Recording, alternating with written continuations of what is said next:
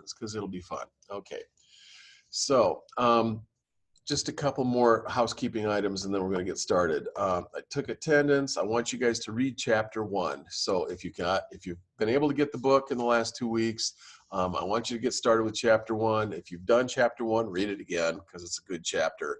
I want you guys, especially the art majors, to be really on top of this stuff because it's super important, foundational, information for you. Chapter 1 is pretty much an introduction to art and design. So it's a really nice kind of primer for anybody, whether you're an art major, design major, or not, kind of coming into the arts. It's a great way of being introduced to what we're doing here.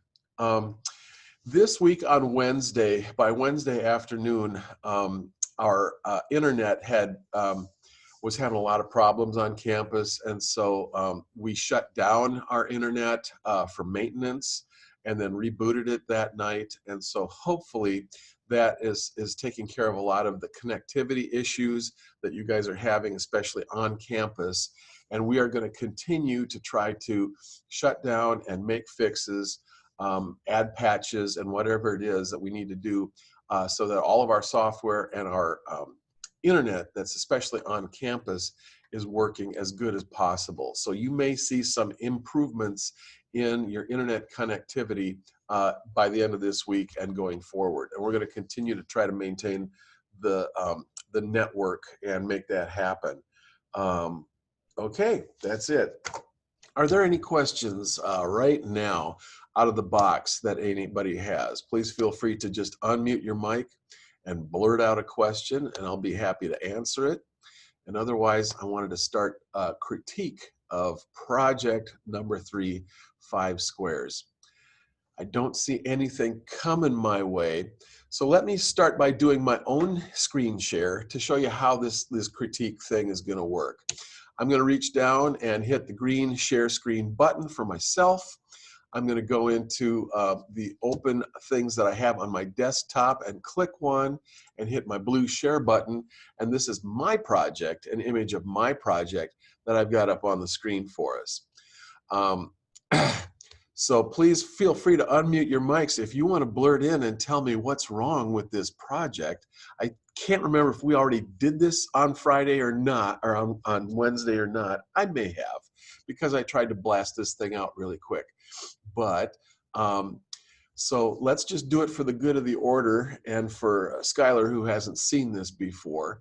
This is supposed to be a group of 4 squares with that are somehow grouped together or composed in a composition so that you can actually see the group of 4 hanging together, with a 5th square that is supposed to be off by itself, but also helps to balance out this kind of asymmetrical, unbalanced composition. So that's a dynamic composition rather than a kind of a static, balanced composition. Can anybody just blurt out what's wrong with this? What is wrong with this picture?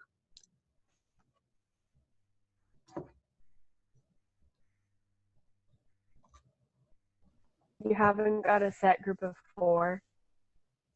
You're having trouble seeing a group of 4, huh? Mm-hmm. Yes, that would be right. You're coming in just a little bit low, so you might want to get closer to your microphone. But yes, I put a little too much. I don't know if you guys, I hope, can see my cursor here. So there's a little bit too much space here between this square and this group of 3 squares over here, and a little too close spacing between this square and the 5th square, which this was supposed to be the 5th square. And so it's really hard to kind of pick up, identify, and read that this is supposed to be a group of 4 squares. And so there are all kinds of other things we could do talking about this composition. My little black line that I drew with my pen kind of peters out up here, so that's not great and it's not perfect. I've got a little bit of bypass right here with the end, with this corner of the 2 lines. I really don't like these little legs sticking out and that kind of thing. I'm really trying to get you guys to be precise in the early going and make your corners as sharp and clean as possible, and trying to get the black line to be as sharp and clean and uniform as possible. I also finally wanted to tell you that I've got some of these squares thrown down here really fast, and so they're not quite parallel to the edges of my format frame here. And I would really like for this first two projects the first two projects, but it is project 3 and what we're going to do next week, project 4. I want these squares to be as parallel and perpendicular to these lines as possible, so they're not sitting in here crooked or cattywampus, because again, that kind of calls attention to itself, and it makes the square look kind of funny in a way that we don't want it to be funny. We'd like the squares to be just square and parallel and perpendicular to all the edges of the format frame, so that then we can just simply look at their spatial relationships with each other and try to identify and talk about the spatial relationships. I'm going to go up here to the top of the screen and hit my stop share button now.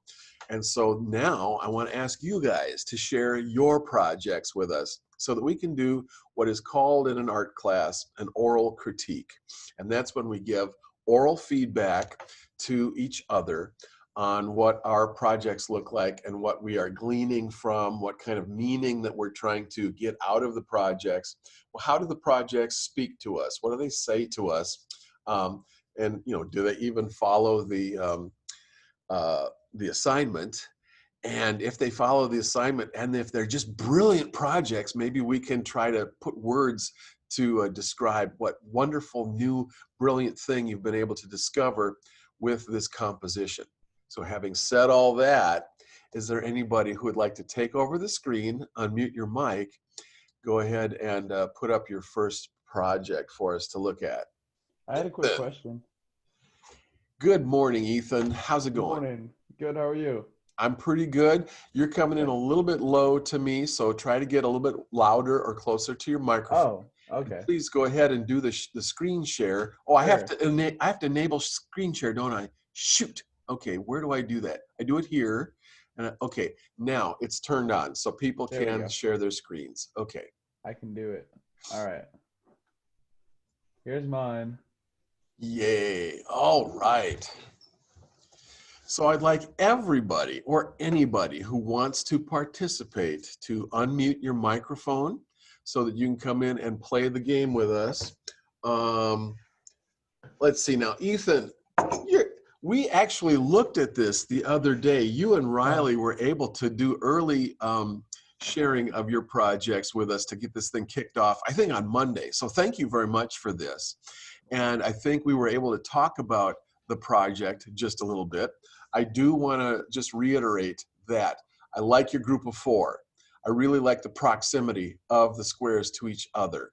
I really like, how you were able to open this up as a curving, kind of a large implied curving structure, which opens up a negative space that invites the idea of the 5th square to come in and join them by kind of sliding itself into this space that's available for it. So Ethan, good job. It's still a good project, even a week later. And does anybody else want to say anything for the good of the order on Ethan's piece? Well, sir, if you could hit the stop share button on your screen, we'll come back to me, and then we'll go to the next person, because we're just going to keep bopping around here. So let's see. Riley also showed hers last time, or on Monday. So let's not go there again. Is there somebody else besides Ethan or Autumn who's got a project put together that they'd like to share? Even if you think it is awful and no good, we will tell you that it's wonderful, and we will point out the reasons why. So please unmute your mic and step forward, and let's do a screen share of your piece that hasn't been viewed yet by the group. Let's see. Hey, Autumn, guess what? You're kind of there. Are you ready to go with this? Yeah, I'll share mine. Okay, and you're coming in pretty loud and clear, so that's good. Okay, how do I? So you hit the green share button at the bottom of the screen. There you go. And then you got to find your thing and click on it for screen sharing. Ha! All right. Autumn, good morning. Morning. All right, so we got some squares here. Okay, so oh, look at what you've done. So would anybody else like to kind of venture in here a little bit to help me identify the group of four or figure out which is the fifth square? And then we're going to talk about how we feel about all this. And it'll be an interesting discussion, I think. Anybody else besides Autumn want to unmute your mic and just kind of jump in? Can you identify the group of four squares? Or even, like I always say, the last refuge of a scoundrel is this a horizontal or a vertical composition? This is a horizontal composition. Ha ha, good job. Okay, you are a scoundrel. Okay, so we've got a Indeed. horizontal composition. Can anybody describe the group of four squares? It's the four on the right, and Oh. then the one on the left is by itself. Good job. Okay, but now I don't know how you guys feel about this, so let's go in here and analyze a little bit. We're analyzing this group of four on the right side, mostly because of proximity. You know, they're fairly close to each other, and so they have kind of a random grouping, which is fine. They sort of feel like that there's a pair of two down here and a pair of two here, and they both kind of relate to each other on diagonals, which is just fine. The big challenge for us, the thing that opens up a little bit of doubt or a little bit of ambiguity, which means that it's not super clear, is that the fifth square is kind of close to the group of four. The fifth square has a certain closeness right here, close proximity. Not as close as all the rest of these groupings, but as you can see, the grouping between, or I should say the spacing or the proximity between this bottom corner square here and this third square here is about the same distance or proximity as between those two. And so sometimes that can be a challenge for us because, you know, it's not quite as clear. I like to play the what if game sometimes with these projects. And so I would like to play the what if game. What if we took this square, the fifth square, and just slid it down maybe into this area of the composition a little bit to try to get it away from this one and still try to keep it away from this one and maybe have it relate just a little bit more to this negative space that is created by these three squares opening up to this fourth negative space square right here. So that would have been, you know, another possible interpretation. There's nothing wrong with this, but this is this creates more tension in the viewer as we, you know, think about what the assignment was, and then we kind of struggle to figure out our actual spacing here and here. Now, you might be ready to tell me a story about why you did that. And maybe your story is that you were absolutely trying to create some visual tension in the composition and that you were trying to poke the bear a little bit. I'm the bear, you have the stick, and you're trying to poke the bear. Is that what you were trying to do, Autumn? Are you poking the bear?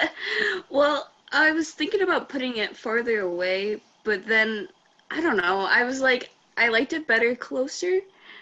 I don't know, that was my logic, but I was like, that's not the assignment, but, you know, I guess I poked the bear. Okay, that's fine. And let's go back and look at the things that were attractive to you that you may not have actually thought about in real words, but you might have had a gut feeling about this.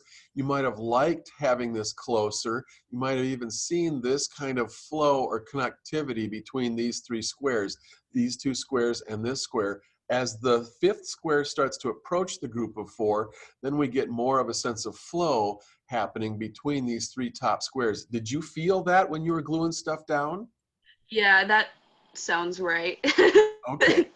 And there's a secondary kind of connectivity, visual flow in this composition. These two also tend to then relate to the fifth square on this diagonal over here. So there's a little bit of flow here. And finally, when we're looking about actual eye movement through the composition, because of the way things are arranged, you kind of do get a sense of flow going all the way through this. There's a kind of elliptical kind of a flow as we play connect the dots going around the composition. Did you ever feel anything like that visually? Yeah, I mean, Okay. Good. Okay. Well, I don't want to spend too much time on this. I just want to ask you to, check and keep trying to work on and improving the craftsmanship, because this square feels just a little bit long to me. This feels like a good square. It feels actually square. This one feels a little parallelogram-y to me. So we just want to continue working on craftsmanship to try to get the squares square. I'm not going to dock you any points for that, but I'm just going to point out the little nitpicks. This is the nitpicky part of the thing. But good on you for doing this, getting it done, and also for stepping forward and being the first victim, the first participant in our group critique. You did good. Is there anything else that anybody else, Ethan or Riley, would like to say about this piece that I haven't said already? I'm not gonna lie, I struggled with the X-Acto knife. That's all right. That's good. If you could go up and hit the stop share button at the top of your screen, you'll turn us back over to us, and then I'm going to ask the next person, hopefully, like Caprina, are you ready to share your thing with the group at all? Yeah, sure, I can do that. Hey, I can hear you. You're coming through loud and clear. Okay, please go on down to the green button and hit share screen, and then go find your piece on your desktop and click on it and hit share, and we can look at your piece. And this is going even better than I thought it was going to be. Ah! What? Hi, Caprina. Hi. Okay, we'll start from the general and work towards the specific. What is the most general thing that anybody sees about the composition? This is where the scoundrels reside. What's the last refuge of a scoundrel? Is this a vertical or horizontal compositional use of space? Anybody? You guys are mean. And I'm just talking about the overall compositional space, the way that the card, the project, the format frame is oriented in space. So since it's on its side, since it's laying down, that would be a horizontal composition and a horizontal compositional space. Now, don't feel bad about saying what you might say, but let's kind of jump in here now. Can you identify the group of four for us, anybody? And describe it. I want to say that it's that lovely little curve that we've got there.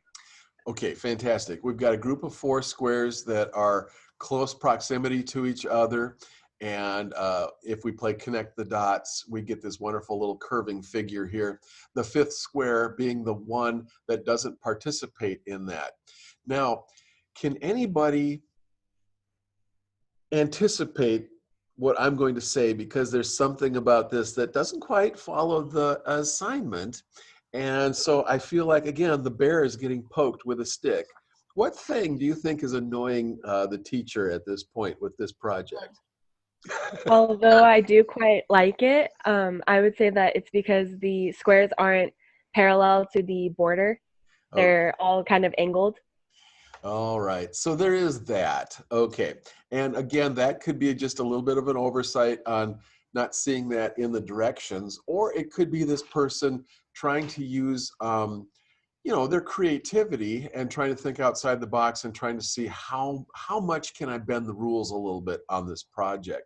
So either thing could be happening. Caprina, what were you thinking about when you came up with this kind of compositional use of the elements and kind of glued them down like this? Did you know that I was interested in having the squares parallel and perpendicular to the edges of the format? No. Okay. And so you were trying to come up with an interesting, creative, different way of creating a composition for a group of four and the fifth square. let me ask you another thing. Kaprina, how's it going today? It's going okay. Okay, all right. So this square right here is fascinating for me in its placement. So you've got all of this negative space in the composition. You've got everything from way up here in the corner to down here kind of in the middle to over here where you put this square. And I'm interested in this decision. Why did this square wind up going here in the composition? Do you know why you put the square there? The square that's off to the side. The fifth square? Yeah. Um, No, I just liked the way that it looked, and it was still kind of like near the others, but not in the same pattern. Okay, that's good. And I'm gonna build on that idea. I'm gonna see whether this is also something that was resonating with you, but you might not have been thinking it in the front of your brain. Because sometimes some of us might want to put this square further back over here to isolate it, and also to try to nail down some of this unoccupied negative space in the composition over here. But I can see why you would want to sneak this square over here just a little bit closer, because the curve of these four squares creates a negative space that this just wants to sit right in the middle of the negative space defined by this curve right here. And so that's the tension. That's the creative decision to make. How close in do we bring the fifth square so that it sits in the space defined by the four squares? Or how far out do we place the fifth square so that it nails down this unoccupied, unused portion of the composition? And there's not really a right or wrong answer, but as this square moves in closer here to occupy this comfortable zone in here with the other four squares, we do create a little bit of tension back here in the composition because this is not really dealt with visually, and so it opens up space, and there's nothing really here to nail down or anchor this space visually.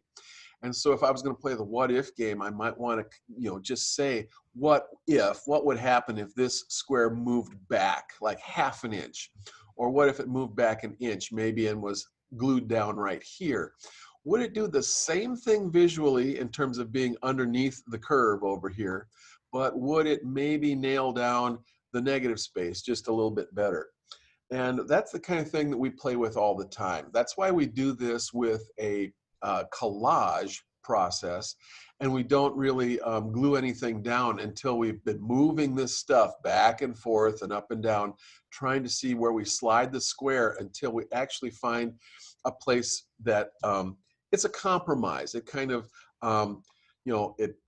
we want it to relate to the group of four, but we also want it to try to, somehow nail down the negative space. Kaprina, I'm not trying to pick on you at all. This was a really nice composition. I just wanted to talk about the other possibilities that were involved or that were possible. And since we are already halfway through the hour, I want to thank you for doing this.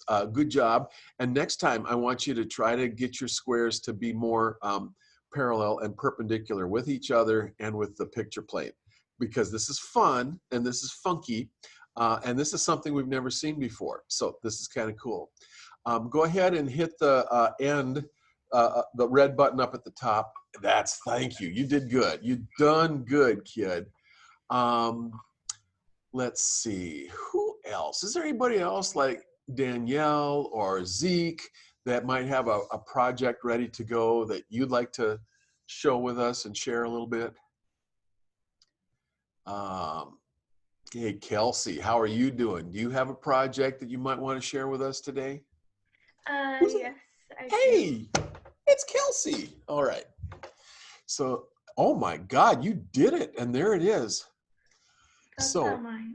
we, as a group, we're going to pull back and, everybody can unmute your mics. And from the general, moving towards the specific, what is the first thing that jumps out at you? About the overall composition. What is the last refuge of a scoundrel? Once again, this is my joke, and I'm going to keep hitting this old joke until you guys start just jumping in on it. It's horizontal. It's horizontal. Thank you. You like to play my game, and I like that too. So now we're going to come in closer. We started with the most general observation we could possibly make, and now we're going to come into this horizontal composition and identify the group of 4, identify the position of the 5th square, and talk about how they are relating to each other. And anybody can go ahead and unmute your mic and just make a comment. I'm jealous about that the lines are so perfect. I'm not gonna lie. Yeah, good observation. So the lines on the format frame are really sharply well drawn. Good job. What else?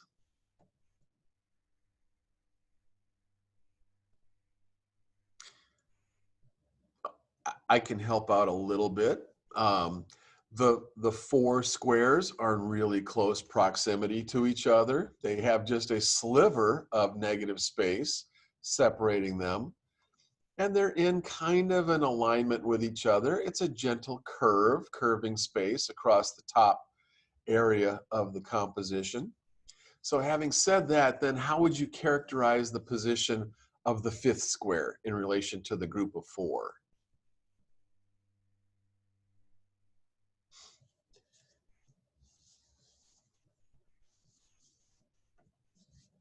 I know it's hard when you're on the spot and you're not really comfortable talking in front of a group yet with our vocabulary of stuff. Kelsey, what did you think about placing that 5th square? Can you describe where that 5th square lives? This is not mine. It's What's not that? mine. It's not mine. I can't hear you. This is not mine at all. Oh, that's not yours. Whose is this?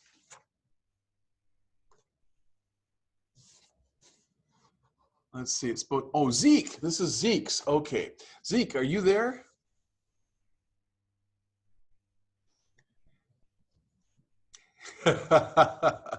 All right. I'm going to take over here for a second.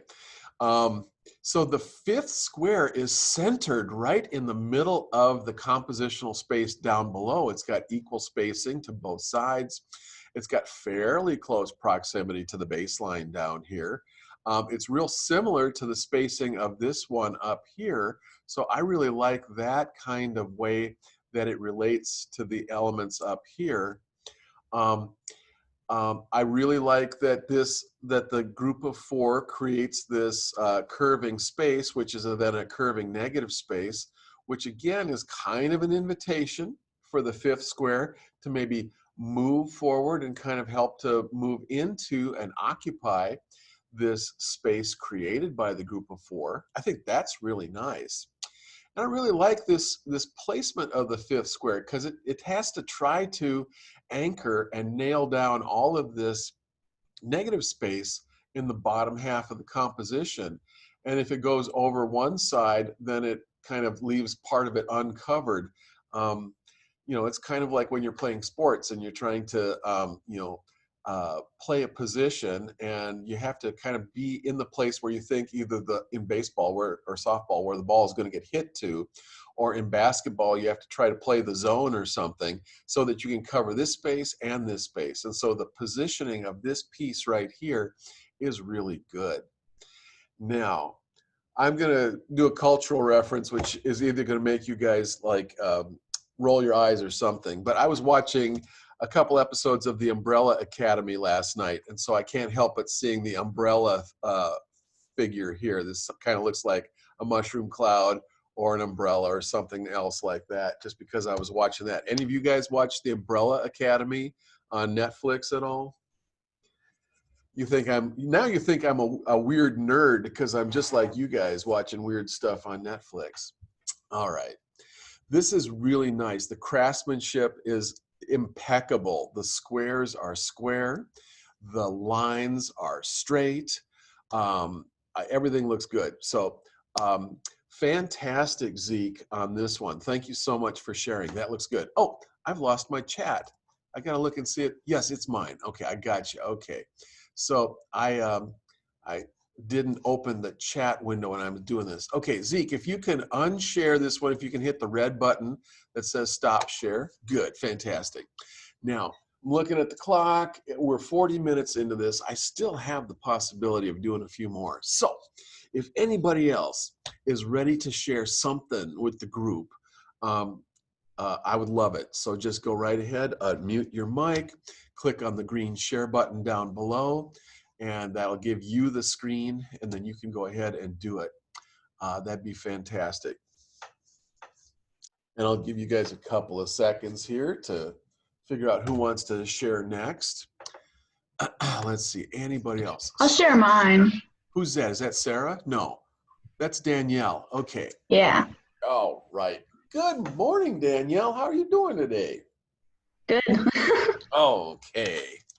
Okay, let's try this out. Don't you hate teachers who have all of this damn personality? That's kind of scary, isn't it? All Okay. right. She's sharing her screen. She's putting it up there. Good God, this is a wonderful thing. And you took a picture of it on your carpet. I love the carpet.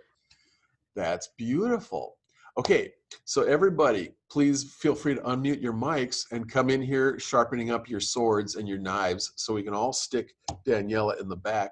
Let's start from the general and move towards the specific. What's the first thing that jumps out at you about this composition?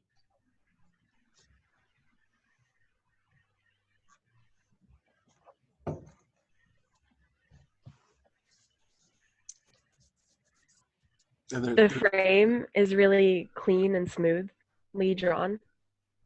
Okay, you like the line. The line is clean and smooth, and it happens to be a horizontal format, so that's good too. And we'll jump right in there then. Can you identify the group of four and the fifth square and try to describe their position in the composition?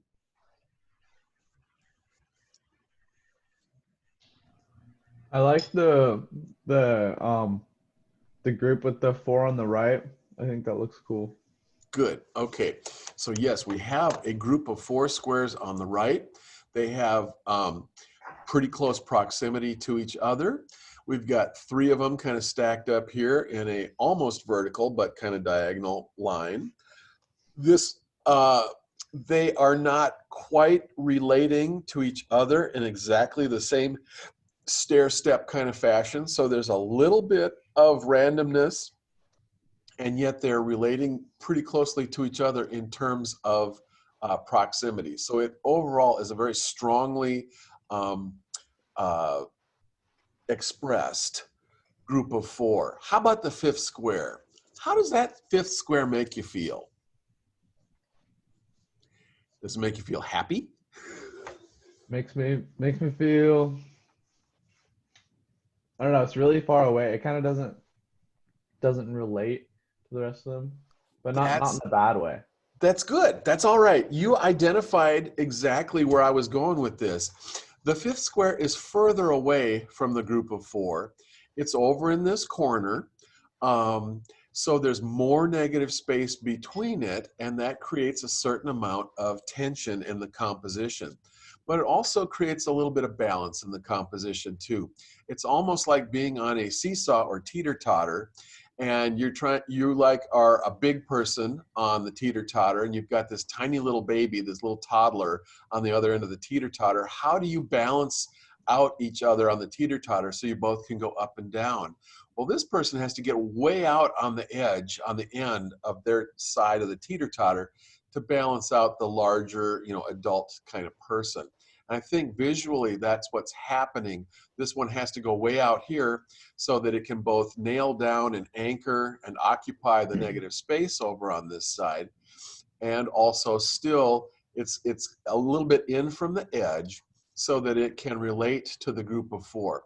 Is there one more thing, and we've touched on this with some of the other projects, is there one more thing about the placement of this square up here in this corner that makes it different relating to the group of 4 than if it was slid down here someplace? Is there anything that you see in terms of shape or negative space that makes it work a little bit better up here in terms of its relationship to the group of 4?